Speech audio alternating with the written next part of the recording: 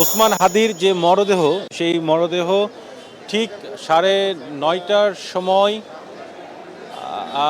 ময়না তদন্তের জন্য জাতীয় হৃদরোগ ইনস্টিটিউট থেকে সোহরাওয়ার্দী মেডিকেল কলেজ হাসপাতালে নিয়ে যাওয়া হয়। সেখানে তার ময়নাতদন্ত শেষে ঠিক 12টার সময় সোহরাওয়ার্দী মেডিকেল কলেজ হাসপাতাল থেকে ময়নাতদন্ত শেষে জাতীয় হৃদরোগ ইনস্টিটিউটে আবারও হিমঘরে রাখা হয় এবং এইখানে প্রায় ঘণ্টাখানেক হিমঘরে রাখার পর, অর্থাৎ গোসল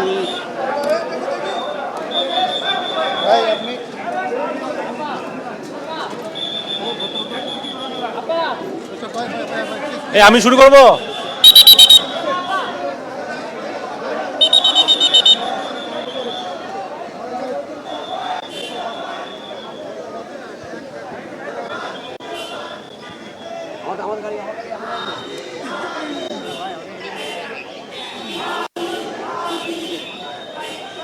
ওসমান হাদির যে মরদেহ, সেই মরদেহ ঠিক 9:30টার সময়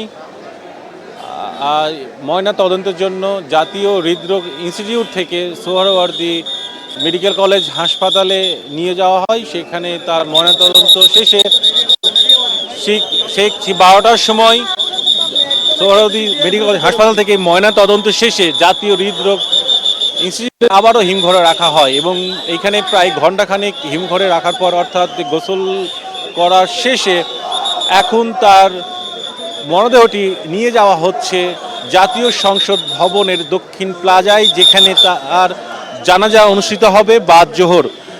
এবং এই মরদেহটি ঘিরে, অর্থাৎ এই হাসপাতালের চারপাশে যারা ওসমান হাদির সমর্থক ছিলেন কিংবা যারা ভালোবাসেন, অনেকেই এখানে সমাবেত হয়েছেন, অনেকেই স্লোগান দিচ্ছেন ওসমান হাদির নামে। আমরা দেখতে পাচ্ছি যে ফ্রিজিং যে গাড়িটি আছে লাশবাহী, সেইটি প্রস্তুত, অর্থাৎ সেটি এখন আবারও এখান থেকে, অর্থাৎ এই হৃদরোগ ইনস্টিটিউট যে হিমঘরে ছিল সেখান থেকে জাতীয় সংসদ ভবনে নিয়ে যাওয়া হচ্ছে জানাজার উদ্দেশ্যে। এই ছাড়া আরেকটি বিষয়, যে জানাজা শেষে আমরা জানি যে জানাজা